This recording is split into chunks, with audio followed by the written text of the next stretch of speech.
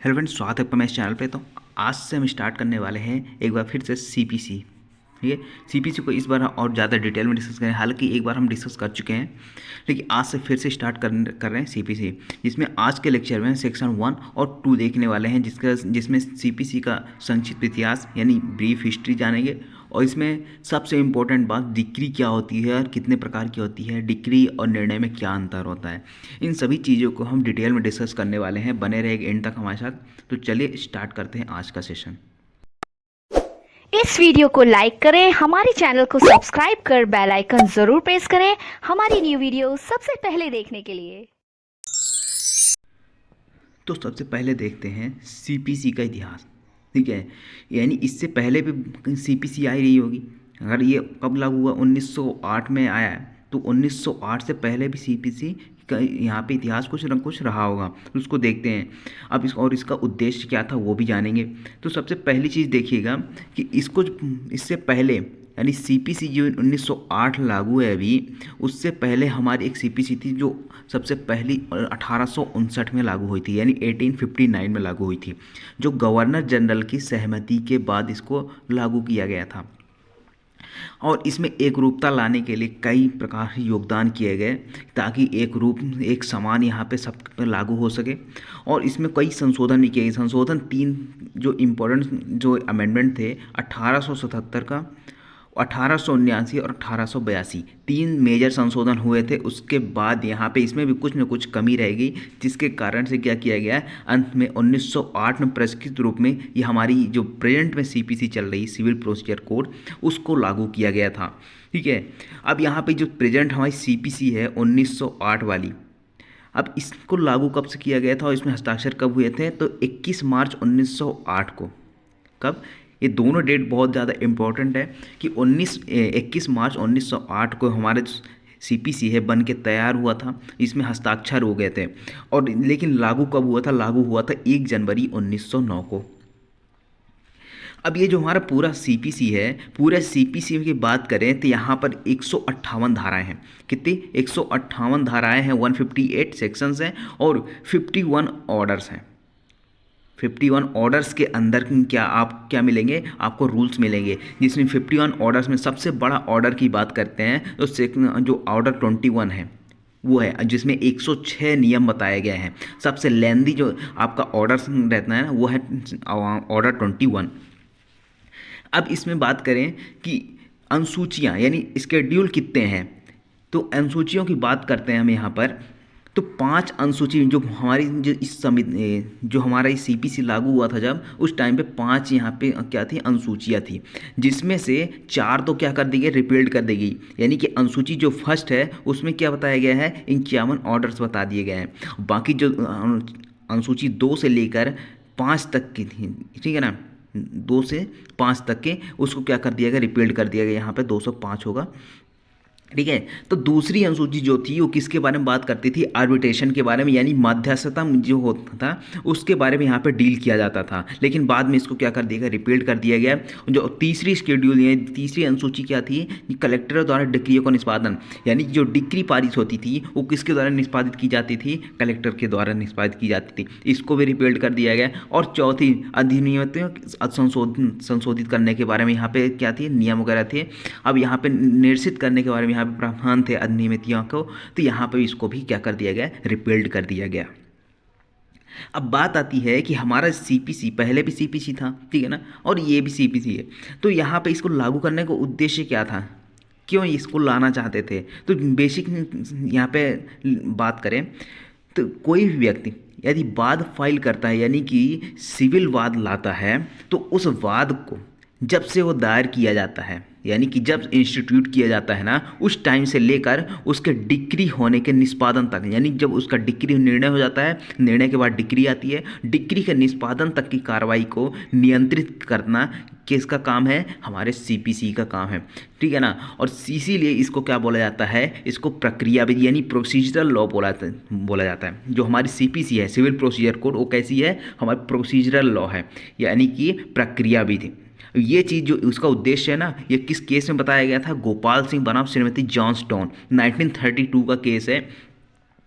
तो ये इस केस के माध्यम से बताया गया था कि सीपीसी का उद्देश्य क्या है और ये कैसी विधि है। तो इसको प्रक्रिया विधि बताया गया है, प्रोसीजरल लॉ बताया, क्योंकि ये एक प्रोसीजर बताता है कि आप वाद कैसे संचित करेंगे, इंस्टीट्यूट कैसे करेंगे, दायर कैसे करेंगे, उसके बाद उसमें समन वगैरह जो भी होते हैं और विटनेस को बुलाना, विटनेस जो गवाही देते हैं उनकी एग्जामिनेशन करना, डॉक्यूमेंट वेरीफाई करना, ये सारी चीज़ जो प्रक्रिया बताई जाती है ना, ये पूरा की पूरा आपको कहाँ मिलेगा, आपको सीपीसी में मिलेगा। जिस प्रकार से आप क्रिमिनल प्रोसीजर कोड पढ़ते हैं सीआरपीसी, उसी तरह से यहाँ पे सीपीसी है।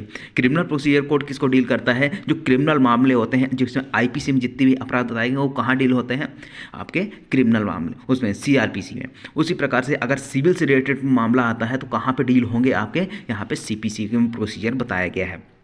प्रॉपर्टी को अटैच करना या फिर अन्य कोई यहाँ पे प्रॉपर्टी से रिलेटेड कोई मामले आते हैं, यहाँ पर भी डील किया जा सकता है। तो ये सीपीसी में ये सारी चीज़ें यहाँ पे आपको मिलने वाली हैं। अब बात करते हैं कि जैसे आप सीपीसी है, ठीक है, सीपीसी में 3 कैटेगरी यहाँ पे डिवाइड कर सकते हो। कौन कौन सी? पहला आता है कि आप क्या करते हो, एक वाद पत्र फाइल कर देते हो। वाद पत्र यानी कि आपने क्या किया, यहाँ आपके पास कॉज ऑफ एक्शन था और आपने क्या कर दिया, वहाँ पे वाद पत्र प्लेंट फाइल कर दिया, और प्लेंट फाइल करने के बाद वहाँ पे रिटर्न स्टेटमेंट वगैरह आते हैं। दूसरा कंडीशन ये हो सकता है कि आपको वाद पत्र फाइल करने का अधिकार नहीं हो सकता है, आपको आवेदन फाइल करना, यानी कि आप आवेदन वहाँ पे फाइल करोगे, आवेदन लगाओगे। जैसे ऑर्डर 33 में क्या है कि निर्धन व्यक्ति द्वारा वाद फाइल करने की बात करता है। तो अगर वह निर्धन व्यक्ति है, अगर प्लेंट डायरेक्ट फाइल करता है तो उसको कोर्ट फीस वगैरह देनी पड़ती है। और यहाँ पे अगर निर्धन व्यक्ति के रूप में फाइल करेगा तो ऑर्डर 33 में क्या करना होगा, सबसे पहले आवेदन फाइल करना होता है, आवेदन वहाँ पर लगाएगा, और आवेदन को सुनवाई करने के बाद अगर वहाँ पर जो जज हैं उनको लगता है कि यहाँ पे आप निर्धन व्यक्ति हैं तो आपका जो कोर्ट फीस है वो माफ़ की जा सकती है। उसके बाद जो आपका आवेदन था उसी को प्लेंट मान के आगे की प्रोसीडिंग कर ली जाती है। तीसरा आता है मेमोरेंडम ऑफ अपील, यानी कि जब आप अपील करते हो, जब डिक्री हो गई आपकी एक बार, उसके बाद जब अपील फाइल करते हैं ना, यानी कि ऑर्डर 41 से लेकर ऑर्डर 47 तक के, यानी ऑर्डर 41 से 47 तक के बीच में आपको पूरा प्रावधान यहाँ पे मिलेगा, जिसमें मूल डिक्री की अपील होती है, ठीक है ना, अपीली डिक्रियों की अपील होती है, आदेशों की अपील होती है, और निर्धन व्यक्तियों द्वारा अपील होती है, सुप्रीम कोर्ट में अपील, उसके बाद रेफरेंस, रिव्यू, ये सारी चीज़ें यहाँ पे आपको मिल जाएंगी। तो आपको सीपीसी जो है 3 कैटेगरी में डिवाइड आप कर सकते हैं। अब यहाँ पे बात करें, इसके कुछ स्टेजेस हैं, ठीक है। अब स्टेजेस का मतलब क्या है कि यहाँ पे जो कुछ इंपॉर्टेंट ऑर्डर्स हैं जिसको आपको ध्यान में रखना है तो पूरे 51 ऑर्डर्स, लेकिन 51 ऑर्डर्स में से आपको कौन कौन सा सबसे इम्पोर्टेंट ऑर्डर्स है वो आपको देखना पड़ेगा।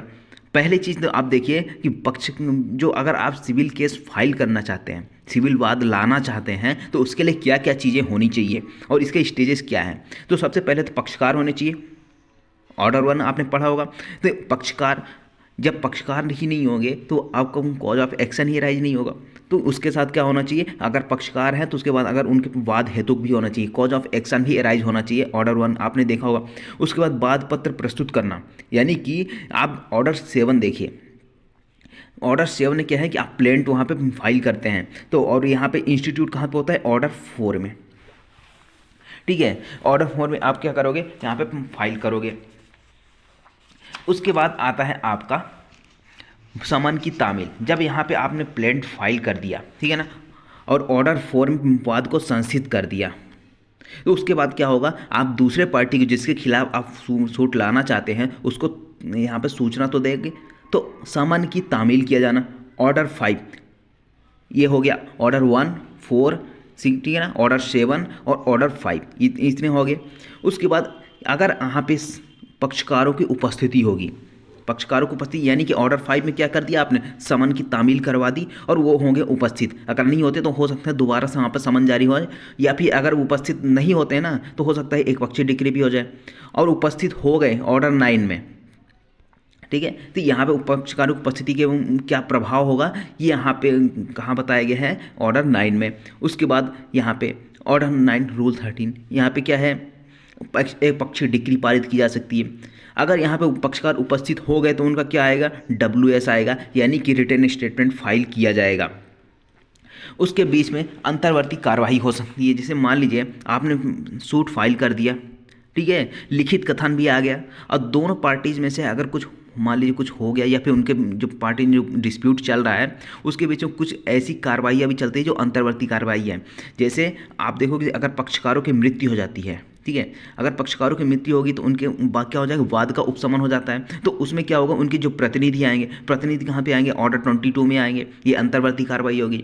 ऑर्डर 38 निर्णय से पूर्व गिरफ्तारी या कुर्की हो सकती है। ऑर्डर 39 अस्थायी आदेश दिया जा सकता है। ऑर्डर 40 रिसीवर, ठीक है। ऑर्डर 26 और ऑर्डर 26 यानी कमीशन जारी किया जा सकता है कि किसी प्रॉपर्टी के लेकर अगर विवाद है तो उसमें प्रॉपर्टी का इंस्पेक्शन करने के लिए हो सकता है, ठीक है। जो लेखा भैया उनकी इंस्पेक्शन के लिए हो सकता है, ये कमीशन जारी किया जा सकता है। कमीशन मतलब एक कमेटी गठित करके यहाँ पे जारी कर दी जाती है। ये चीज़ हो गई अंतर्वर्ती कार्रवाई, समझ में आई। अब यहाँ पे दस्तावेज प्रस्तुत करना, मान लीजिए अगर जो पक्षकार उपस्थित हुए हैं तो क्या करेंगे, डॉक्यूमेंट प्रोड्यूस करेंगे। ऑर्डर कहाँ पे, ऑर्डर 13 में, ठीक है। अब यहाँ पे जब दस्तावेज प्रस्तुत हो गए उसके बाद पक्षकारों की परीक्षा होगी, यानी जो पक्षकार आए हैं उनकी परीक्षा कहाँ पे होती है, ऑर्डर 10 में, ठीक है। ऑर्डर 10 में यहाँ पे परीक्षा हो गई। उसके बाद जो डॉक्यूमेंट पेश किए गए हैं वो क्या है, अगर ए नाम का व्यक्ति है और बी है, इन दोनों के बीच में अगर कोई डिस्प्यूट है, ए ने कुछ यहाँ पे डॉक्यूमेंट प्रोड्यूस करे हैं तो अगर बी एक्सेप्ट कर लेता है तो यहाँ पे स्वीकृति होगी ऑर्डर 12 में, यानी कि आदेश 12 में, ठीक है। अब या फिर बी ने यहाँ पे कोई डॉक्यूमेंट प्रोड्यूस किया है, ए अगर उसको एक्सेप्ट करना चाहता है ए एक्सेप्ट कर सकता है, ये चीज़ हो गई। अब जहाँ यहाँ पे इस डॉक्यूमेंट एक्सेप्टेंस वगैरह सब, यहाँ पे पक्षकारों की परीक्षा हो गई, सब कुछ हो गया, तो अब क्या होगा, इशू फ्रेम होगा, यानी कि विवादक की विरचना होगी ऑर्डर 14 में। भाई जो क्वेश्चन यहाँ पे एराइज हो रहे हैं डिस्प्यूट के, उसको तो यहाँ पे डिसाइड करना होगा ना। तो यहाँ पे जो न्यायालय है वो क्या करेगा, विवादक विरचना करेगा कि भाई इन दोनों के बीच में डिस्प्यूट किस चीज़ को लेकर है, मेन क्वेश्चन क्या है इसको, इसके लिए। उसके बाद क्या किया जाएगा, जब यहाँ पे इशू यहाँ पे फ्रेम हो जाएंगे उसके बाद साक्षियों को समन किया जाएगा। भाई साक्षी आएंगे तभी तो गवाही देंगे। उसके बाद यहाँ पे बाद की सुनवाई और साक्षी की परीक्षा होगी। साक्षी की परीक्षा यहाँ पे ऑर्डर 16 में, यहाँ पे समन वगैरह के बारे में है ना, साक्षी को समन ऑर्डर 16 में। उसके बाद की सुनवाई और साक्षी की परीक्षा आपने देखा होगा ऑर्डर 15 में, ठीक है ना। ऑर्डर 15 में क्या होता है कि प्रथम सुनवाई में ही वाद का निपटारा कर दिया जाना। ऐसा कभी भी नहीं होता है कि पहली सुनवाई में यहाँ पे विवादों का निपटारा हो जाए। अगर ऐसा होता तो यहाँ पे तो पहले ही पक्षकार कर लेते ना, तो यहाँ पे पहली सुनवाई में तो कभी होता ही नहीं। उसके बाद यहाँ पे जब सारी चीज़ हो जाती है, गवाही हो जाती है, तो उसके बाद बहस करते हैं दोनों पार्टीज। उसके बाद क्या होता है, निर्णय। अब निर्णय जब होता है ना, तो निर्णय क्या होती है, निर्णय की अपील यहाँ पे नहीं होती। जैसे आप सीआरपीसी देखते हो, सीआरपीसी में क्या होता है, निर्णय होता है और निर्णय की क्या कर देते हो, अपील हो सकती है। तो यहाँ पे जो है, अगर सिविल की बात करें, सीपीसी की बात करें, तो यहाँ पे निर्णय की अपील कभी भी नहीं होती है। यहाँ पे क्या होता है, निर्णय के बाद डिक्री तैयार की जाती है। जब जिस तारीख को निर्णय होगा ना, उसके 15 दिन के भीतर यहाँ पे डिक्री तैयार की जाती है और इस डिक्री की अपील की जाती है। अगर डिक्री की अपील की गई है या फिर पुनर्विलोकन के लिए एप्लीकेशन लगाई है, पुनरीक्षण के लिए, तो ये सारी चीज़ होगी। या फिर ये नहीं किया गया है, या फिर ये इसका निपटारा हो गया, अपील वगैरह का निपटारा क्या हो गया है, तो क्या होगा, डिक्री का निष्पादन होगा, ठीक है। निर्णय कहाँ पे आएगा, ऑर्डर 20 में आएगा। जैसे ऑर्डर 20 आपने पढ़ा होगा, निर्णय। उसके बाद निर्णय के बाद उसी में डिक्री तैयार करने की बात की गई है। उसके बाद अपील, पुनर्विलोकन और पुनरीक्षण, ये अपील, इसके प्रावधान कहाँ पे दिए गए हैं, ऑर्डर 41 से लेकर ऑर्डर 47 तक में। उसके बाद डिक्री का निष्पादन ऑर्डर 21, ठीक है। ऑर्डर 21 जिस सबसे लंबा यहाँ पे ऑर्डर्स की बात करना है, 106 रूल्स बताता है। वहाँ पे क्या बताया गया है कि अगर डिक्री होगी तो उसका डिक्री का निष्पादन किस प्रकार से किया जाएगा, उसका प्रोसीजर क्या होगा, ये सारी चीज़ें आपको समझ में आएगी आगे। अब यहाँ पे इतने ऑर्डर्स तो आपको ध्यान में रखना ही होगा। एक बार फिर से मैं रिपीट कर देता हूँ कौन कौन से ऑर्डर हैं आपके। ऑर्डर 1, ठीक है। ऑर्डर 7, ठीक है ना। ऑर्डर 4 में भी क्या है, ऑर्डर 4 में बात को संचित किया जाना। ऑर्डर 5 में आपको समन की तामील होनी चाहिए, पक्षकारों की उपस्थिति। ऑर्डर 9, ठीक है। लिखित कथन यानी ऑर्डर 8 यानी WS जो फाइल होता है, जो आपका कौन फाइल करता है, जो प्रतिवादी होता है वो फाइल करता है। उसके बाद आपका आता है अंतर्वर्ती कार्रवाई में आप कौन सा ऑर्डर याद रख सकते हो, ऑर्डर 38 है, ठीक है।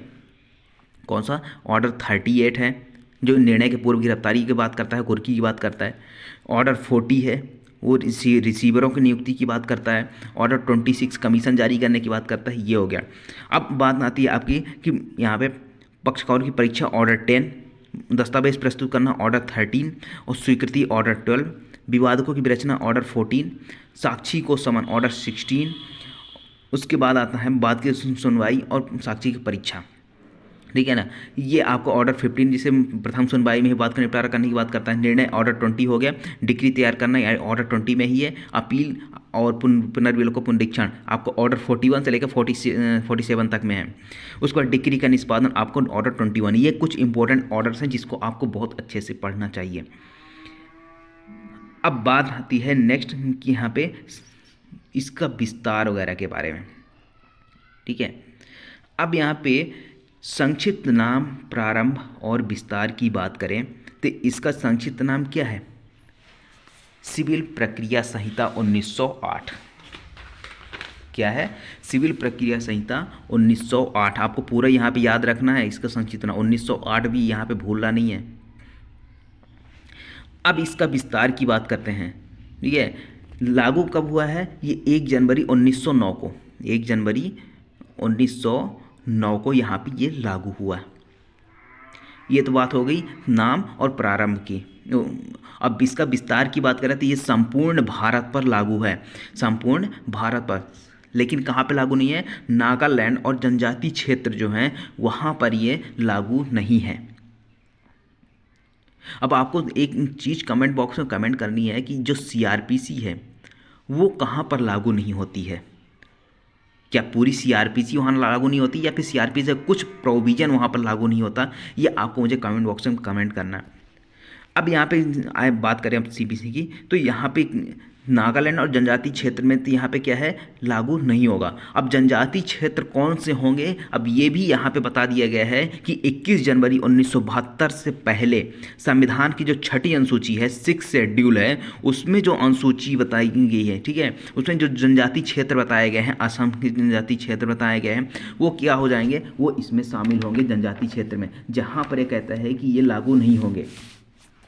लेकिन यहाँ पे एक चीज़ और कहता है कि अगर वहाँ की गवर्नमेंट चाहे, वहाँ की अगर गवर्नमेंट चाहती है कि वहाँ पे लागू करना, तो इसको क्या कर सकती है? इसको लागू करवा सकती है वहाँ पे पूरे सीपीसी को।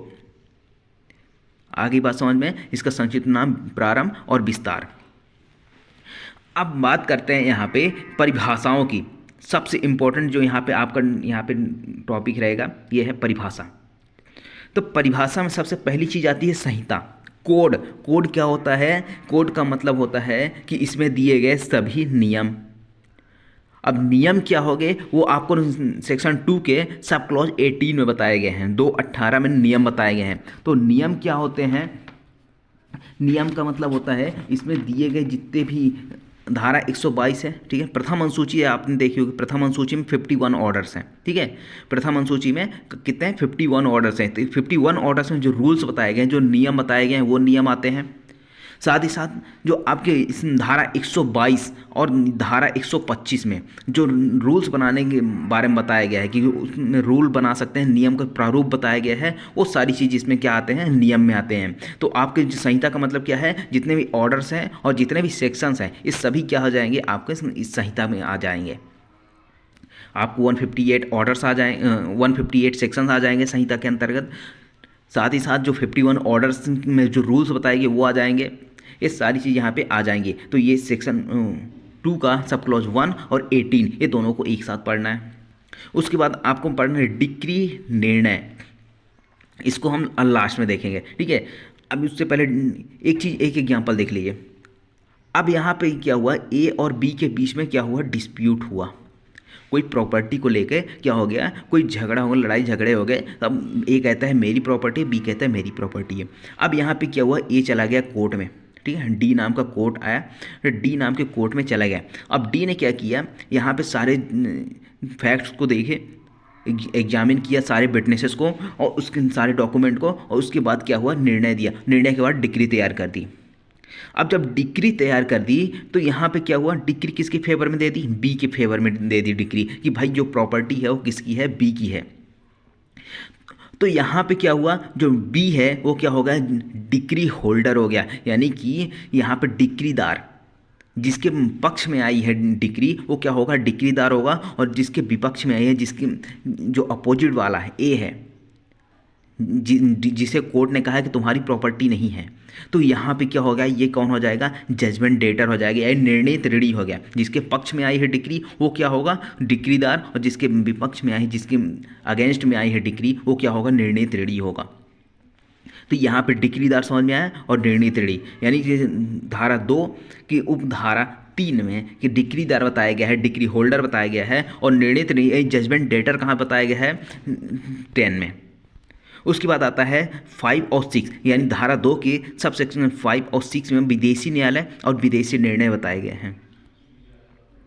विदेशी न्यायालय कौन से होते हैं, जो भारत के कंट्रोल में ना हो, भारत से बाहर, जो भारत के कंट्रोल में, भारत सरकार गवर्नमेंट, जो केंद्र सरकार की उसमें कंट्रोल में ना हो, ठीक है, वो क्या होते हैं, विदेशी न्यायालय होते हैं। और इसी न्यायालय के द्वारा जो निर्णय सुना जाते हैं वो क्या कहलाते हैं, विदेशी निर्णय कहलाते हैं।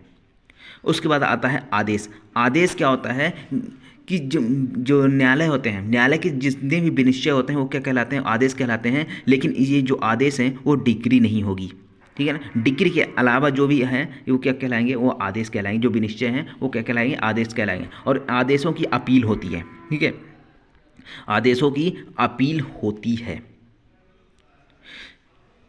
कब होती है, कहाँ होती है, इसको हम आगे पढ़ेंगे।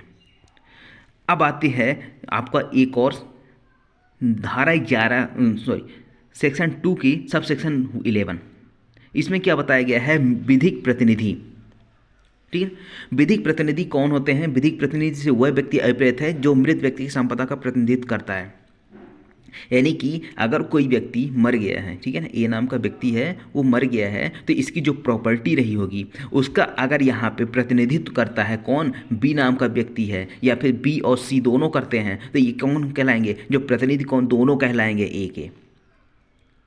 ए के प्रतिनिधि रिप्रेजेंटेटिव कौन हुए, बी और सी दोनों हो गए। अगर से बी करता है तो बी कहलाएगा। या फिर ऐसे व्यक्ति जो मृतक की संपदा में दखलंदाजी करता है, यानी कि जो भी इसकी प्रॉपर्टी में दखलंदाजी कर सकता है, जो करता है वो कहलाता है आपका विधिक प्रतिनिधि।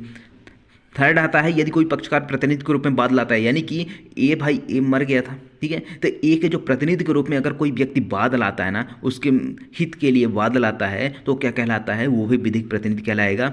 या फिर जिस पक्षकार के मरने के बाद उसकी संपदा न्यायगत होती है, यानी कि ए मर गया और ए की प्रॉपर्टी जिस भी व्यक्ति को जाती है, ए के बाद जो प्रॉपर्टी है जिसको भी न्यायगत होगी वो कहलाएगा आपका विधिक प्रतिनिधि। उसके बाद नेक्स्ट आता है mains profit. Mains profit section 2 के सब क्लॉज 12 में बताया गया है। इसके साथ ही आपको पढ़ना है ऑर्डर 20 का रूल 12। यहाँ पर भी मेंस प्रॉफिट का बताया गया है कि कब्जा और अंतःकालीन लाभों के लिए डिक्री के बारे में। तो अंतःकालीन लाभ क्या होता है, ऐसे लाभों पर ब्याज सहित वे लाभ अभिप्रेत हैं जो ऐसी संपत्ति पर सदोष कब्जा रखने वाले व्यक्ति को वस्तुतः प्राप्त हुए हों।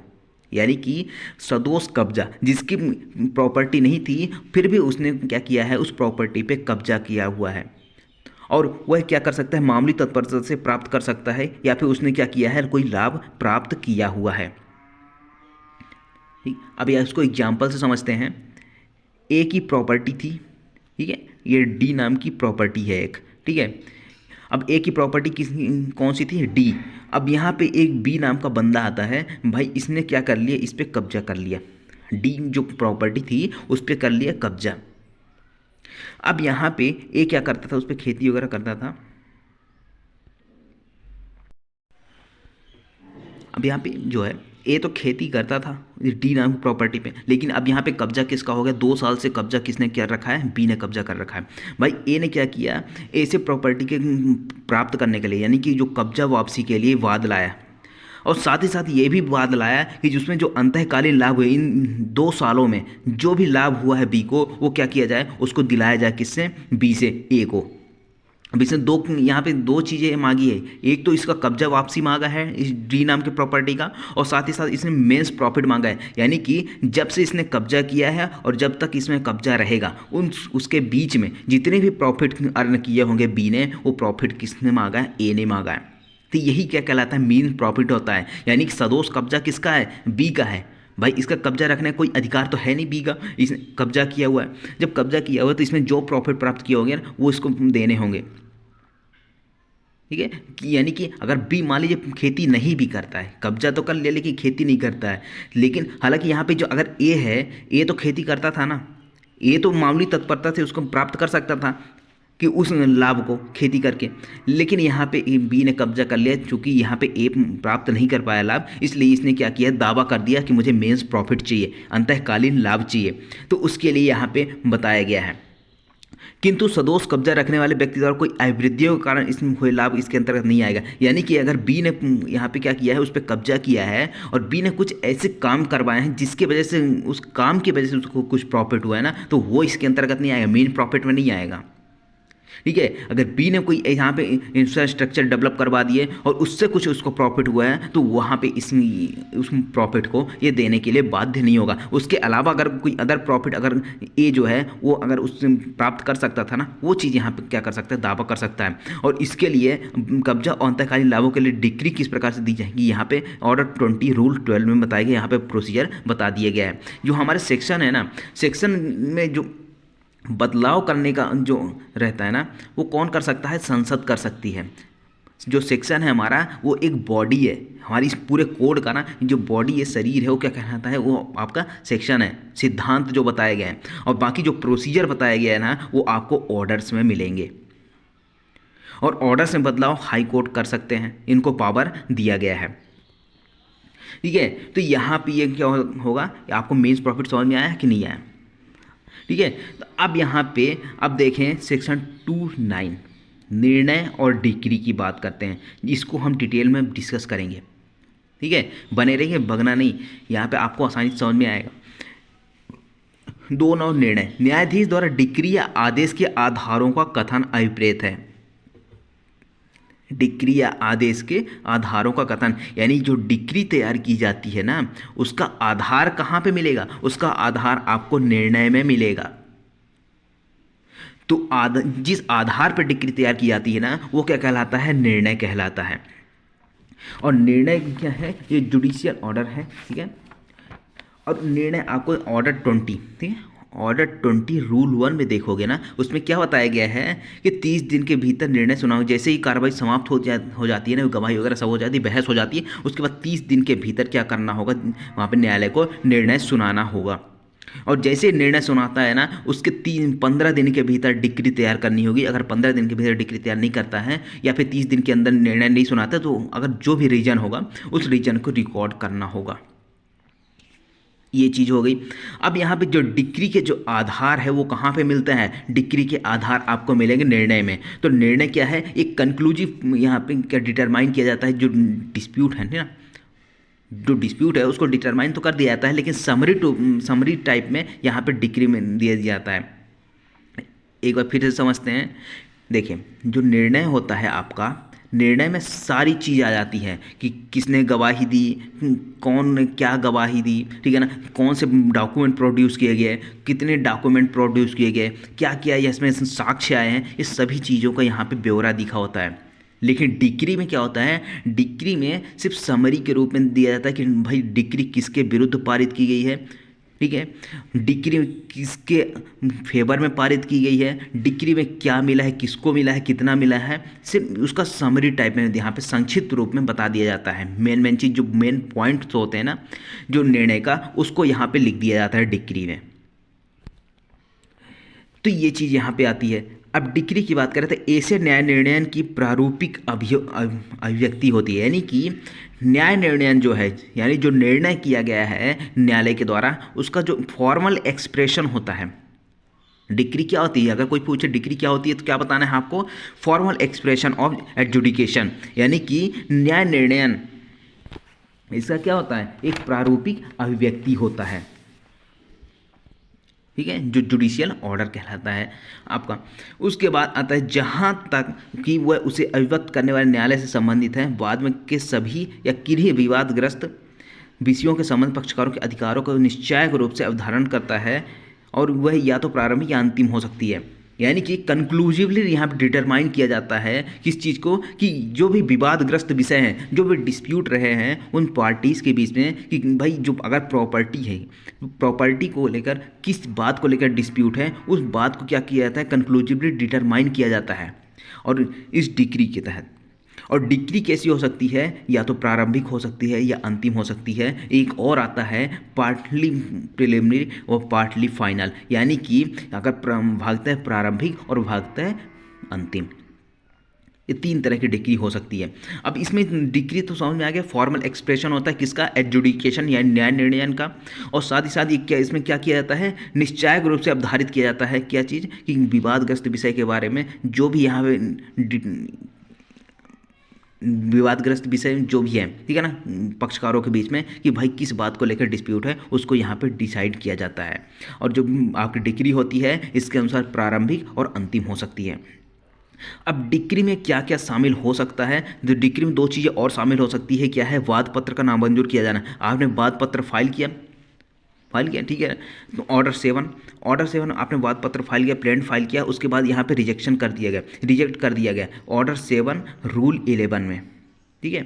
ऑर्डर 7 रूल 11 में क्या कर दिया गया, आपका जो प्लेंट है वो उसको रिजेक्ट कर दिया गया, तो ये जो रिजेक्शन है वो भी यहाँ पे क्या कहलाएगा, डिक्री कहलाएगा। उसके बाद जो धारा 144 के भीतर किसी प्रश्न का अवधारण यानी रेस्टिट्यूशन होता है आपका, पुनः स्थापन कहलाता है जो आपका, तो वो क्या कहलाएगा, उसमें अगर किसी प्रश्न का अवधारण किया जा रहा है ना, तो वो भी क्या कहलाएगा, वो भी ये आपका एक डिक्री कहलाएगा। आगे समझ में। अब यहाँ पे इसमें क्या क्या शामिल नहीं होगा, अब वो चीज़ भी आपको देखनी होगी। तो क्या शामिल नहीं होता है आपका, ऐसा कोई न्याय निर्णय जिसकी अपील आदेश की अपील की भांति होती है। आप देखोगे जो आपका ऑर्डर डिक्री और अपील, ठीक है ना, डिक्री की आप क्या करते हो, अपील करते हो। उसी प्रकार से क्या होता है, जो आदेश होता है ना उसकी भी अपील होती है, ठीक है। तो यहाँ पे अब देखें, अब धारा 104 देखोगे, उसमें आदेशों के अपील के बारे में बताया गया। ऑर्डर 43 आप देखोगे तो उसमें कुछ आदेश बताए गए हैं, ठीक है, जैसे 9/13 का आदेश है, ठीक है, 7/9 का आदेश है, ये सारी चीज़ यहाँ पे बताया गया है। उसमें कई सारे ऑर्डर्स के आदेश बताए गए हैं कि आदेश का आपको क्या करना होगा, अपील करनी होगी। अगर उन आदेशों की अपील हो सकती है ना, तो वो क्या होगा, वो डिक्री नहीं कहलाएगी। उसके बाद दूसरा आता है व्यतिक्रम के लिए खारिज करने का कोई आदेश, आपने कोई डिफ़ॉल्ट किया, उसके कारण वाद को खारिज किया गया है ना, तो वो आपको नया वाद उसमें संचित करने का कोई यहाँ पे आपके पास अधिकार नहीं रहता है, और वो डिक्री नहीं कहलाती है आपकी। आगे बात समझ में।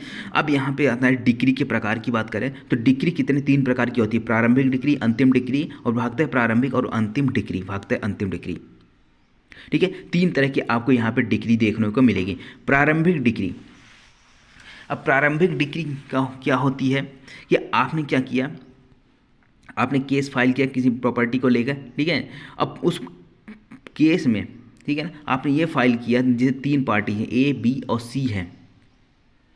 अब ए में ए का उस प्रॉपर्टी में कितना हिस्सा है, बी का कितना हिस्सा, सी का कितना हिस्सा है, सिर्फ हिस्सा डिसाइड करने के लिए ना सबसे पहले क्या करना होगा, उनको कुछ यहाँ पे डिसाइड करना होगा कि प्रिलिमिनरी डिक्री पारित करनी होगी कि किसका हिस्सा है। उसके बाद क्या करना होगा, अगर हिस्सा डिसाइड हो गया तो उसके बाद जो इनका शेयर डिसाइड होने के बाद यहाँ पे एक डिक्री तैयार की जाएगी, फाइनल डिक्री तैयार की जाएगी जब इनका बंटवारा हो जाएगा तब, ठीक है।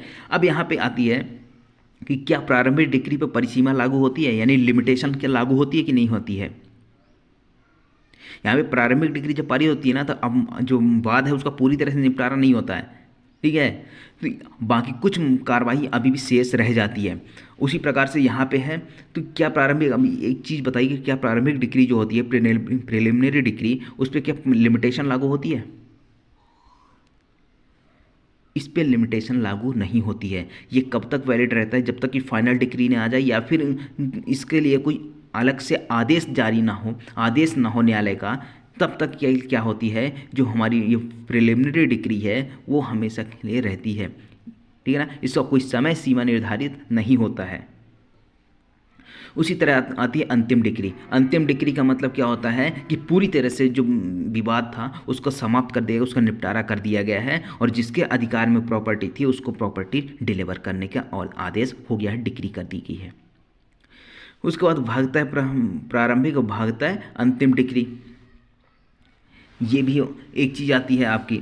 तो भागता है प्रारंभिक और भागता है अंतिम डिक्री का मतलब क्या होता है कि जैसे मैंने अभी बताया, ठीक है ना, आपने क्या किया है कि आपकी प्रॉपर्टी पे बी ने कब्जा कर लिया, यानी ए की प्रॉपर्टी थी, बी ने कब्जा कर लिया और बी ने क्या कर दिया, जो डी नाम की प्रॉपर्टी थी इस पे कब्जा किया हुआ था। अब ए ने वाद क्या लाया बी के अगेंस्ट में कि भाई मुझे क्या चाहिए, मुझे प्रॉपर्टी जो डी नाम की प्रॉपर्टी है मुझे वापस चाहिए। और दूसरा चीज़ कि इसने जितने टाइम तक कब्जा किया हुआ था उतने तक मुझे मेंस प्रॉफिट चाहिए, जो मैं अर्न कर सकता था, यानी ए अर्न कर सकता था उस प्रॉफिट को, उसने नहीं किया। तो यहाँ पे क्या होगा, वो अर्न मेंस प्रॉफिट भी दिलाया जाए। अब भाई यहाँ पे कोर्ट ने क्या कर दिया कि भाई जो डी नाम की प्रॉपर्टी एक ही है, यहाँ पे डिक्री तो पारित कर दी, लेकिन एक चीज़ और मांगा था इसने, क्या था, मेंस प्रॉफिट मांगा था, वो कार्रवाई बची हुई है। तो यहाँ पे क्या हुआ कि भागता है प्रारंभिक और भागता है अंतिम डिक्री हो गई है। क्यों? क्योंकि कुछ कार्रवाइयाँ अभी भी शेष है, मेंस प्रॉफिट का तो बचा है, बाकी कब्जा तो दिला दिया इसको, भाई इसका तो निपटारा हो गया, पूरी तरह से हो गया ना। अब यहाँ पे इसके मेंस प्रॉफिट के लिए तो इसको फिर से वापस कुछ ना कुछ कार्रवाई तो करनी होगी, तो उसके लिए यहाँ पे क्या हो गया, भागता है प्रारंभिक और भागता है अंतिम डिक्री यहाँ पे हो गई। अब बात आती है कि डिक्री कब शून्य होती है और कब अवैध होती है, कब अनियमित होती है। तो ये चीज़ आपको ध्यान रखनी है कि कुछ दशाएं हैं, ठीक है ना, कुछ कंडीशंस हैं जिसमें अगर डिक्री पारित हो भी जाती है ना तो क्या हो जाएगी, डिक्री शून्य हो जाएगी। वो किन किन कंडीशन में डिक्री शून्य होगी, अब ये देखिए। सबसे पहला आता है विषय वस्तु की अधिकारिता, यानी कि सब्जेक्ट मैटर जुरिस्डिक्शन। जिस कोर्ट ने डिक्री पारित की थी उसको उस केस को सुनने का कोई जुरिस्डिक्शन ही नहीं था, विषय वस्तु की जुरिस्डिक्शन नहीं थी। यानी कि प्रॉपर्टी अगर दो कोर्ट हैं ए और बी, ठीक है ना, और एक जुरिस्डिक्शन में यहाँ पे ये प्रॉपर्टी नहीं आती थी, ठीक है, और इसने क्या कर दिया, डिक्री पारित कर दी। और ये जो प्रॉपर्टी थी कहाँ पे, इसमें जुरिस्डिक्शन कहाँ था, बी के पास था, बी ने नहीं सुना और ए ने सुन लिया, डिक्री पारित कर देती। यहाँ पे क्या हो जाएगा, डिक्री शून्य हो जाएगी, क्योंकि सब्जेक्ट मैटर जो जुरिस्डिक्शन था, विषय वस्तु की अधिकारिता थी, वो किसके पास थी, बी के पास थी, और पारित किसने किया है, ए ने किया है, तो यहाँ पर डिक्री शून्य हो जाएगी। दूसरा रेस जुडिकाटा का सिद्धांत, यानी कि अगर एक बार उस मामले को पूरी तरह से सुन लिया गया है और दोबारा सुना गया, फिर यहाँ पे क्या किया गया है, डिक्री पारित की गई है, तो जो दोबारा सुना गया ना वहाँ पे जो डिक्री पारित की गई है उसको क्या हो जाएगा, शून्य हो जाएगा। अब ये रेस जुडिकाटा क्या होता है, इसको मैंने पहले बताया, इसको फिर से हम एक बार फिर से डिस्कस करेंगे अगले क्लास में।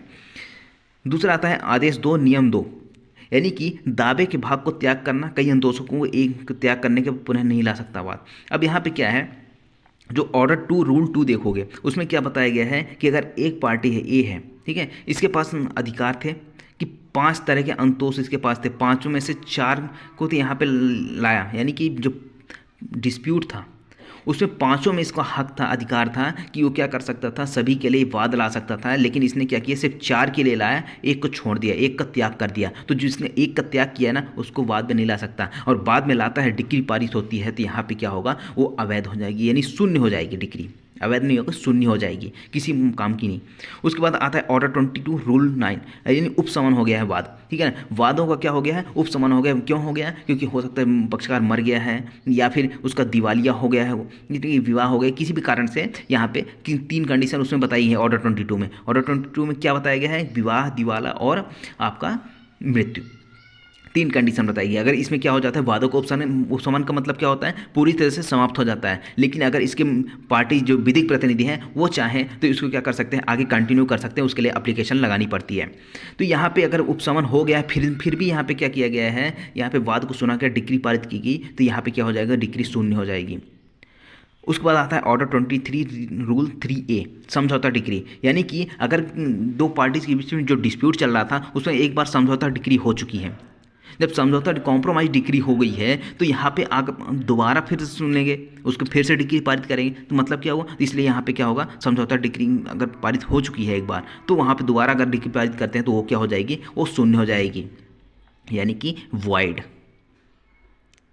ठीक है। तो वॉइड किन कंडीशन में होगी, यहाँ आपको ध्यान रखना। ऑर्डर 9 रूल 9, अगर डिफॉल्ट के कारण यहाँ पे क्या होता है, व्यतिक्रम के कारण वादी के विरुद्ध डिक्री पारित की गई है, तो अगर यहाँ पे क्या होगा, नए वाद का वर्जन करती है ये। कैसे, वादी ने क्या किया, केस फाइल के वाद दायर किया, लेकिन वादी के डिफॉल्ट के कारण ही इसके विरुद्ध यहाँ पे क्या हो गया, डिक्री पारित हो गई। प्रतिवादी उपस्थित हो गए, प्रतिवादी ने सब कुछ डॉक्यूमेंट प्रोड्यूस कर दिए, वादी ने क्या कर दिया, कुछ नहीं किया, इसके डिफॉल्ट के कारण क्या हुआ, इसके विरुद्ध डिक्री पारित होगी। तो यहाँ पे क्या होगा, नए वाद का वर्जन करती है रूल कि आप फिर से उसी तरह का नया वाद नहीं ला सकते हैं। हो सकता है आपके पास विरुद्ध जो डिक्री पारित हुई है उसको क्या कर सकते हो, आप उसको सेट असाइड करवा सकते हो, लेकिन नया वाद नहीं ला सकते। तो यहाँ पे क्या होगा, अगर ये सारी चीज़ में डिक्री पारित हुई है तो इसका रेमेडी क्या है, जो उसका उपचार क्या है, तो वहाँ पे उपचार क्या होगा, 3 चीज़ें यहाँ पे बताई गई। पहला कहता है कि आप अपील कर सकते हो, उसको पुनरीक्षण करवा सकते हो, पुनर्विलोकन करवा सकते हो। ये 3 कंडीशन है कि अगर उन शून्य वाली डिक्री पारित की हो गई है तो आप या तो अपील कर सकते हो, पुनरीक्षण, पुनर्विलोकन, ठीक है ना, अपील, रेफरेंस, रिव्यू, ये तीनों चीज़ कर सकते हो। और एक चीज़ और ध्यान रखना, जो आपका पुनरीक्षण होता है, ठीक है, पुनरीक्षण जो होता है वो किस कंडीशन में होगा आपका, यानी सिर्फ अधिकारिता के क्षेत्र में होगा। रिवीजन जो होता है आपका सीपीसी में, वो किस कंडीशन में होगा, सिर्फ क्षेत्राधिकार के अधिकार में कारण होगा कि अगर किसी कोर्ट को क्षेत्राधिकार नहीं था, जुरिडिक्शन नहीं था, और फिर भी सुना गया है, या फिर जिसके पास जुरिडिक्शन था फिर भी उसने अपने जुरिडिक्शन का प्रयोग नहीं किया, तो यहाँ पे क्या होगा, इसी आधार पर रिवीजन हो सकता है, अदरवाइज इसके अलावा कोई ग्राउंड्स नहीं है इसमें। आगे बात समझ में इसमें अब आती है, किस दशाओं में जो डिक्री है अवैध होगी और या फिर अनियमित होगी। 2 कंडीशन है, ठीक है, एक तो धन संबंधी अधिकारता है, एक क्षेत्राधिकार अधिकारता है, यानी कि उसको जुरिडिक्शन नहीं था, टेरिटोरियल जुरिडिक्शन नहीं था, और या फिर उसको पिक्यूनरी जुरिडिक्शन नहीं था। ये दोनों अगर नहीं है फिर भी डिक्री पारित की गई है तो क्या हो जाएगा, डिक्री अवैध हो जाएगी। ठीक है, किसी न्यायालय के पास क्या ना हो, पिक्यूनरी जुरिडिक्शन ना हो और या फिर टेरिटोरियल जुरिडिक्शन ना हो, फिर भी अगर डिक्री पारित करता है तो क्या हो जाएगी, डिक्री अवैध हो जाएगी या फिर अनियमित, इर्रेगुलर हो जाएगी। आगे बात समझें, निर्णय और डिक्री सब समझ आए। अब निर्णय और डिक्री में अंतर समझ लीजिए, ठीक है, कुछ बेसिक अंतर है, ज़्यादा नहीं है।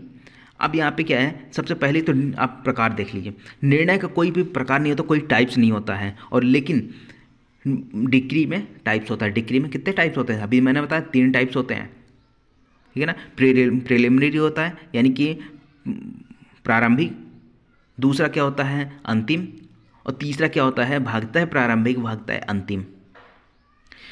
उसके बाद आता है निर्णय पहले और बाद में क्या होता है, डिक्री।